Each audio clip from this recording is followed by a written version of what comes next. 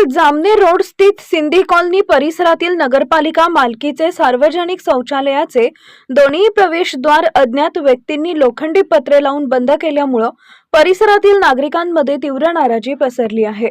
Jamner road पासून अवघ्या 10 metre अंतरावर रोहित्राजवळ असलेल्या या शौचालयाच्या अचानक बंद केल्यामुळे सर्वसामान्य नागरिकांची मोठी गैरसोय झाली आहे। स्थानिकांच्या मते काही भूमाफिया या जागेवर डोळा ठेवून असल्याचा संशय व्यक्त केला जातोय। त्याच पार्श्वभूमीवर हे प्रवेशद्वार बंद करण्याचा प्रयत्न झाल्याचं नागरिकांचं म्हणणं आहे।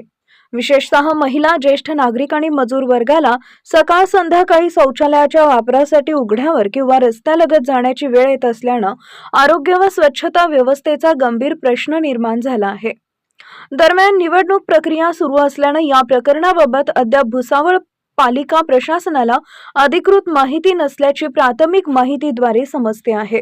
परिसरातील सुजाण नागरिकांनी बंद केलेली पत्रे तातडीने हटवून शौचालय पूर्ववत सुरू करावे अशी मागणी करण्यात येते। तसेच जागा बळकावण्याच्या उद्देशाने हा प्रकार घडला असल्यास संबंधित दोषींवर कठोर कारवाई करण्यात यावी अशी अपेक्षा व्यक्त केली जाते।